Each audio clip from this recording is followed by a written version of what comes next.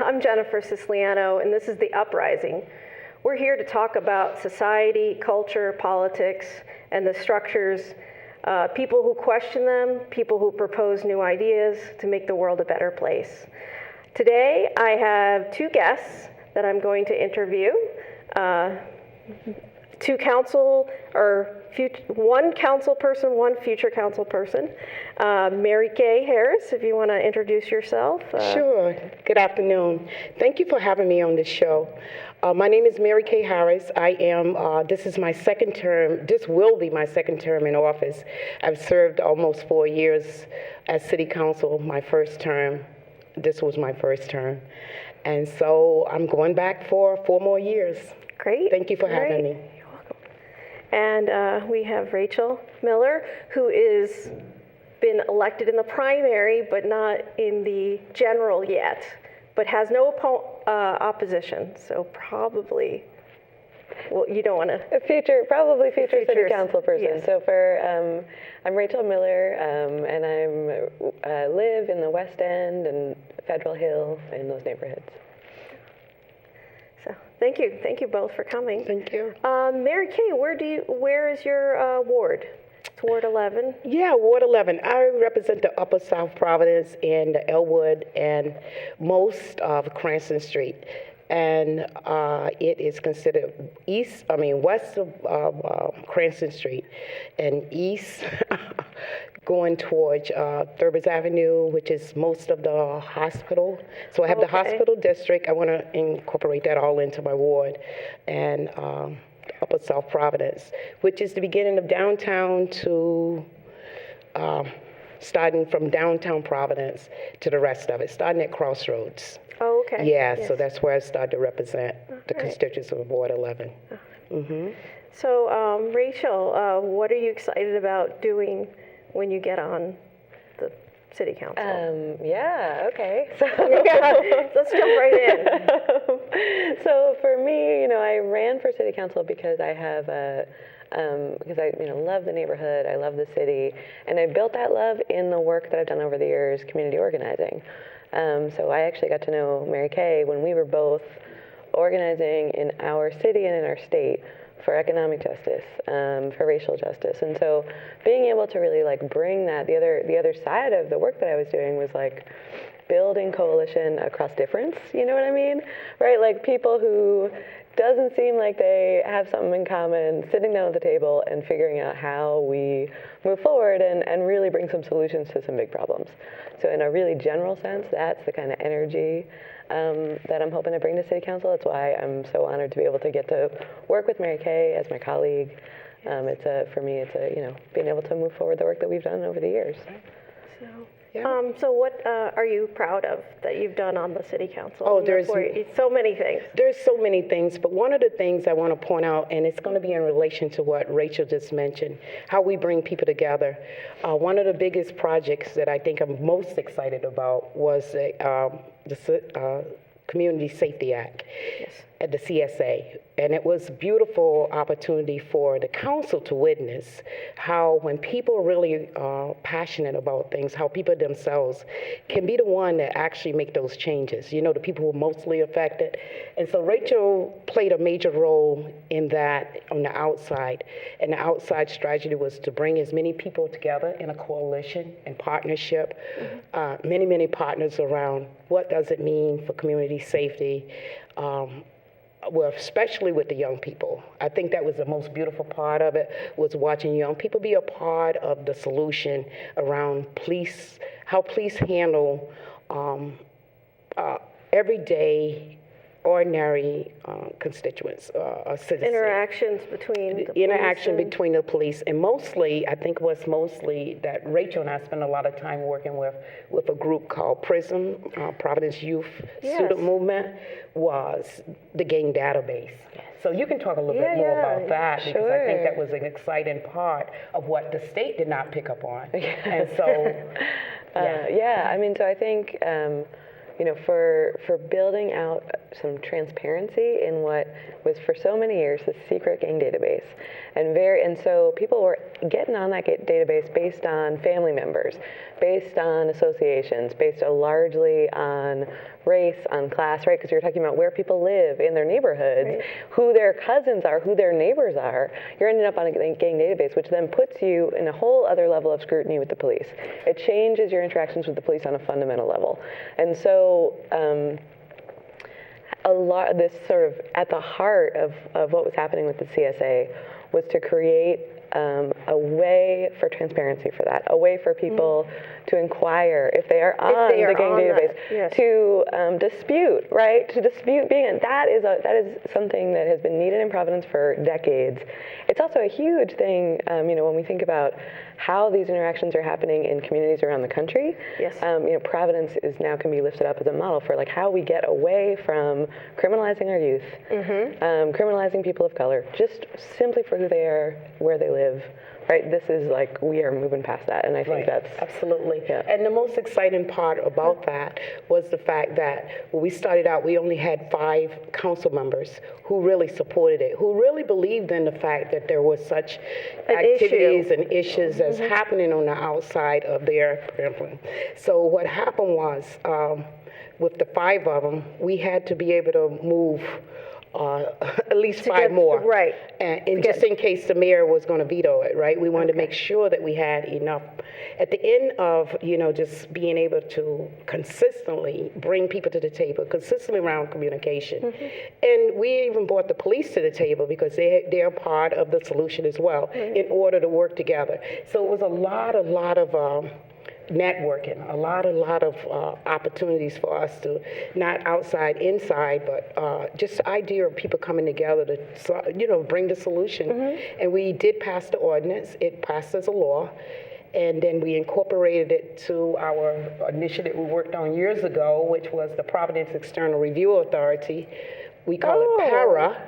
She said, because she remembered, and then it was gone. And so Rachel and I spent a lot of time back in the days working to push that as well. So, yeah, that was exciting for me to be able to get in, to be able to move my colleagues to understand how important it was, not only for us, as a city, but as, as something that's just fair, and like Rachel said, fair and balanced, So what does the law do? It allows you to know if you're on the gang database or if you were. What other things does it? There's a whole long list of protections. Yeah. So in really, and then I'll let Councilwoman House in really broad brushstrokes. What is exciting about the CSA is in a lot of communities, people take kind of one issue that they have in day-to-day interactions with the police and try and address it.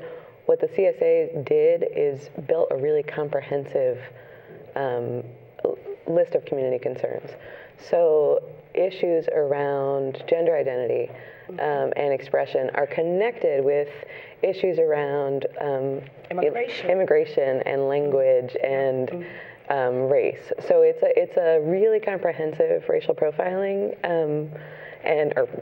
profiling, not just right, profiling ordinance that also allows people to be their full identities in the street, right? Which is another thing that I feel like when we separate out issues a lot, we kind of minimize people's kind of full expressions as humans, right? So figuring out these laws that are also about how we live our lives, and like thinking about policies that really mirror our day-to-day interactions and what that looks like. And for me, the real thing with the CSA and the folks who led those coalitions are so good about doing is sort of saying this was a community run.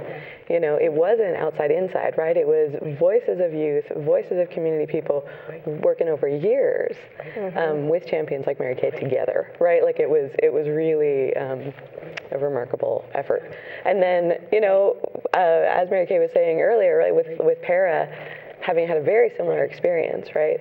Having fought for something that was desperately needed and then having the opposition from a variety of sources just kind of lay it aside for many, many years. Now I feel like we know, right? Like, okay, so the CSA passed, now the real work starts, right? Now we figure out how to make that like a living, breathing ordinance. We figure it out with the police, we figure it out with the young people, like all that stuff kind of moves together, and so that's exciting. And thank you for bringing up when I expressed inside, outside, what I really meant, my position as a city council was primarily to move the people on the inside. That was my job. And my job was to listen to the voices on the outside to make sure that I got it right. You know what I mean? So a lot of times at the table, you know, there was a lot of pushback because the community was saying, no, that is not going to help the situation or help this problem. And you had to really influence the people around you that the community was right about what they believed in and how this policy should be drawn up, how it should be presented. And so that, for me, was the toughest part. I was very fortunate to have at least 2 council members that believed in the same initiative we did, and they played a major role. In fact, their role was basically where they were more upfront, and I did a lot of the back room, you know, pushing, negotiating, you know, whatever it had to be. So my role basically was to make sure I built other leaders on the inside, you know what I mean, as we started to move other people as well. You know what I mean? I felt like if I was up front and I was moving it, you know, just leading this whole thing, that it would be, you know, it would complicate things because I had to really lobby people about why this initiative was really important for the people, and the things that were being said was opposite. You know, of course, the police were like, "Hey, we don't have no problems. You know, we done really good. We done run accreditation. You know, so you know a lot of that was. I was wondering what the police were thinking. Oh, they were definitely in the beginning in opposition, but we were able to move. Inside we was able to move the colonel and the chief to a decision of just really sitting down and really interacting with the members of the community. And at the beginning, that wasn't happening. They could not get together. Right. So in my role, I played more of the mediator, sitting at the table and bringing people together, you know. Yes. And just allowing people to have whatever that had to be, you know, whatever they had to work out. Right. So that was the inside that was really tough. And it took almost 2 years. So it wasn't like people really believed in this. Right. And, you know, I had one surprise. We passed it the first time. Passed it on the floor. We had maybe about 14 or 15.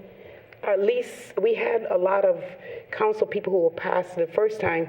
We go to pass it the second time, and all of a sudden it was like, you don't vote on it at all. People changed their mind all of a sudden, so it's like, got to start over again. So, you know, it was a lot of work that went into it. I mean, and a lot of conversations, even with the police, to help them understand that this is helping the city of Providence. This is bringing people together, you know. I mean, like Rachel said, we're still not done because right now we have to make sure that this is really being practiced, that it's being you know, implemented the way it should be for the people. And I think what you were saying about your role on the council being really providing a space for these voices, right? For all of the voices of people affected, right? And then bringing that into your work and building the coalition on the inside, building it, like educating. I think that's what's exciting about the idea of the connection around community organizing and then holding elected office, right? Sure. Is that you get to, right? So for the kind of the huge challenges that are in Providence right now, and there's many, right? Many. The conversation around affordable housing changes when there is actual dedicated space for the people who are struggling to find housing, for the people who cannot or are unsure if they'll be able to pay rent, if they'll be able to stay in their home, right? It changes when we're talking about equity in tax stabilization policies, right? When we're talking about real fairness in how we think about giving away tax breaks to developers and finding a piece for our community also, for making sure that there's community benefits also. That changes when the community benefits piece is led by the voices of the people affected, right? Right. So I think that's something that's tremendously exciting. So obviously it's hard work to do anything. Like the CSA took a lot of time and effort. What is the next big thing that you would like coming Rachel up? just brought it. I think Rachel have hit it right on the nose. I think that's the best subject to jump into. Yeah. Housing. We are really struggling with housing. And Rachel had started the conversation around how important that is to build that conversation. I don't believe the city has entertained that conversation over the years and have taken it. Maybe the state has, here and there. I think there's more that can be done. But like Rachel say, if we come in with just the voices of the people who are mostly affected by the issue, who's able to tell us the things that are, what is the issues? What is blocking the opportunities for you to be able to have quality houses and be able to have a home, period. If you're paying 70% of your salary to housing, how can you do anything else? Yeah, absolutely. And those things are really, really important to the community. I mean, for us right now, I think that's a big issue. Not only here in Rhode Island, but I think it's throughout the country. I don't think anybody has been able to figure it out, but it's going to be exciting for us to come together and work, because our relationship have been with working with the people in the community and just bringing that to the table. I think the most exciting thing about being an organizer is that it doesn't go away really easy. It's not that easy to make a decision with just the people, the powers to be around the table, without first checking in on the people who is affected by it and say, is that what you really want? And so I think that's what together we'll be able to do, is be able to use that, use that tool that we learned over the years to be able to get not only to bring people from the problem that's being affected by the problem into the solution, but people who haven't been thinking about it that much to start to think about it. I think it's something that repetition has to happen over and over. It has to come from many, many of us. Right. So yeah. I've been hearing about rent stabilization, and I was wondering how you were thinking about that, and because I think that's not something that's been talked about for a few. Just recently. And I only know of one other place that has rent stabilization in the United States, New York City. But like to speak more? Sure. So what? There is not a proposal before the council at the moment, but there is a community organizing effort with Direct Action for Rights and Equality there in the Tenants and Homeowners Committee, Tenants and Homeowners Association. And part of what I think is exciting, and so two things first. I think housing is a really big issue, and I think there's not one solution in which we then say, oh, we have figured out safe, quality, affordable housing, healthy, affordable housing for the people of Providence, right, by doing this one thing. However, with what I like and what I think is an exciting opportunity about the rent stabilization as it's being broadly talked about, is it's a way to really target some of the problem landlords. Because when I've been, I spent the summer door knocking, as I was meeting people who owned homes in the neighborhood, who rented either part of the home that they lived in or a second home across the street, right? These are folks who really care about the neighborhood, right? They are already doing the things that the rent stabilization ideas get to. So around not making huge increases in rent from year to year, around maintaining it to that even after someone moves, maintaining rent within a certain percentage for the next couple of years. And so these are things, right? Like when we're talking about okay, one of the big problems for sure is individuals and corporations who see our neighborhoods as a place to make money and not a place for our neighborhood, for our people to thrive. Right. So this is absolutely a strategy that I'm hoping to bring to other council members, that I'm hoping to hear from more people in the neighborhoods about, because I think it gets right to the heart of helping the folks who are part of our neighborhood, who are wanting to care for our neighborhood and see that it grows, and getting right to the folks who are building problems. So that's one piece. But again, I think it really is just one piece in a list where we get to okay. So when there's huge problems, there's these moments to also address them. Like there's this absolute opportunity to think about something on a citywide level in a way that I feel like hasn't happened in a long time. So being able to really address housing, not just for Ward 13, not just for Ward, right, but really for a citywide, right. And it does affect every city council person, right? It affects every person who lives in the city, whether they know it or not. So being able to build that conversation, that's going to be a big. I imagine if you stabilize the rent, people would have the added benefit of remaining in the community, being able to remain there, and then wanting it to succeed. Right. So it's a positive for everybody. Yeah, absolutely. So I wanted to talk about one other thing. The women majority, the new woman majority on the city council. How do you guys feel about that? I imagine it's pretty exciting. Well, for me, it's very exciting. I think I predicted that before the election even started. Really, I did. And I said, wouldn't it be great if we had 8 women? And look, it has happened. I mean, it's still opportunities for us, to really bring some holistic issues to the table. I believe women do look at things from a lens, a different type of lens, and we're not, separating men from women. But what we're doing is saying that I think strategically we look at things. We really take things really serious, and we're inclusive too. We believe in bringing other people into the situation. It's not like we feel like we can fix this ourselves, but we do think strategically about who can help us, with this It's more issue. like cooperation. Being a woman, rather than competition, Right, absolutely. I win and you lose, kind of thing. Yeah, absolutely. So, yeah, and here we are, 3 women. Three I mean, women. how do you see that? It's a great Yes. thing. Absolutely.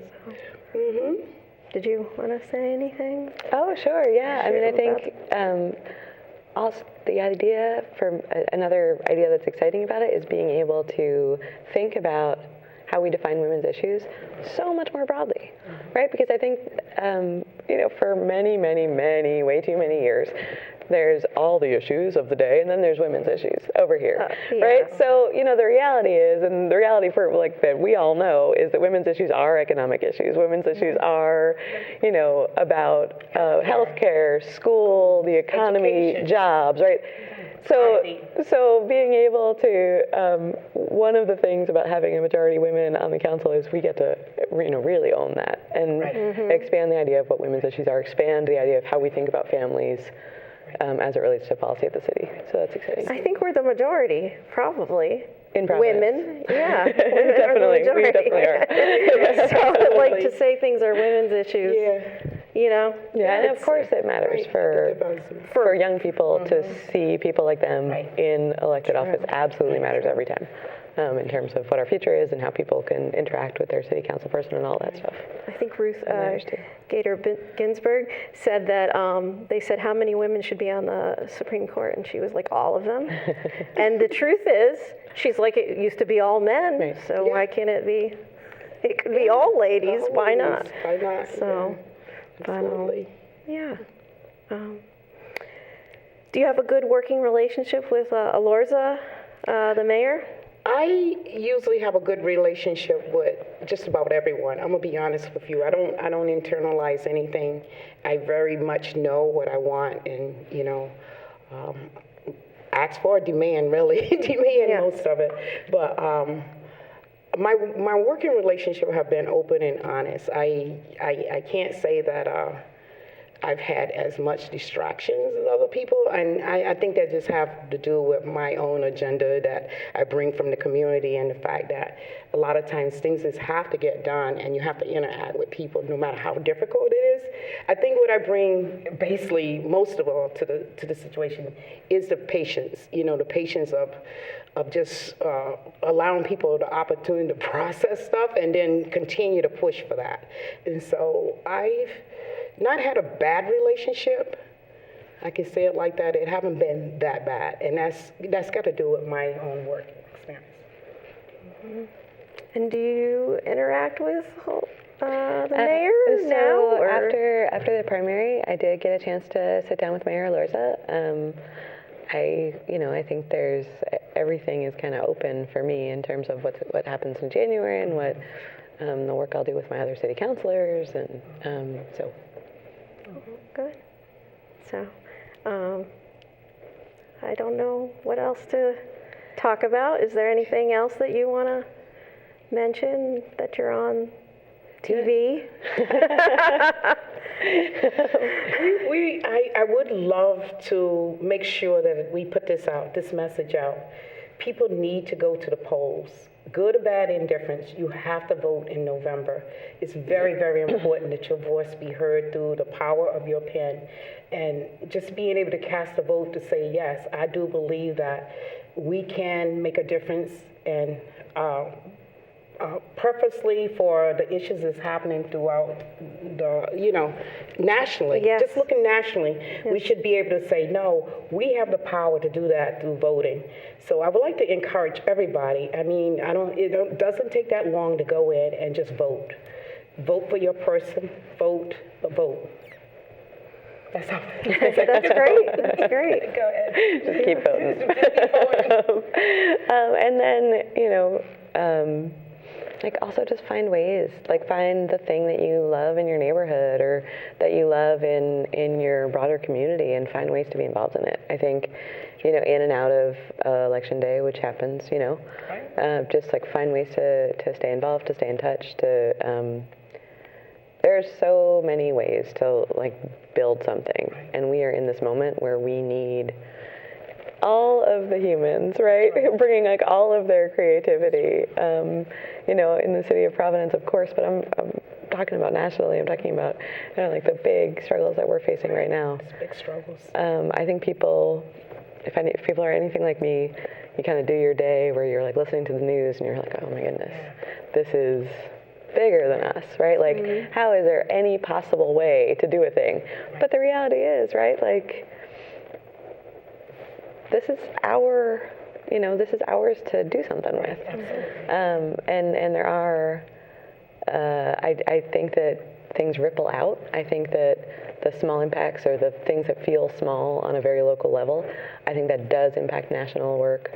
I think it does impact what's happening nationally, and so just find ways to build something different. Yeah. And the people that have put us in office are depending on us to be the voice, to be the voices of their voice, to have their voice being echoed on the inside, echoed in the structures that we have been given to work under.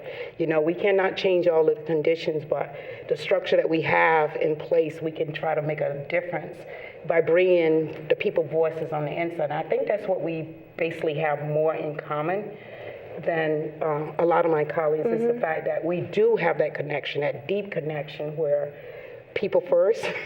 Yes. And politics seems to play its own role in that people business. Yeah, and that matters, that matters for how parks get built and serviced. Tell me, will you tell the story that you were talking about Central on the way over here? Oh yeah, Central. Yeah, absolutely. I went to Central High School. I ran track on Central Field. It's always been a dust bowl. It always had this great amount of dust. And I happened to move right next to in front of the school, right where the dust bowl is still continuing. Working with my colleague, in fact, you are replacing him, and working with him, he was able to help refinish the field altogether,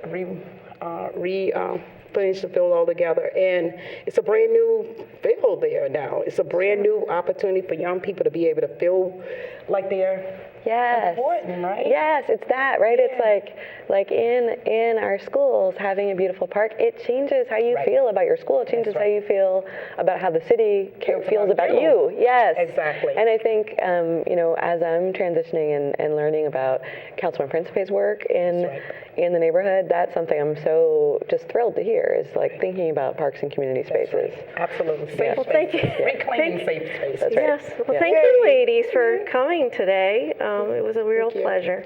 Thank you so And much. thank you for watching us. Thank you. So then we just...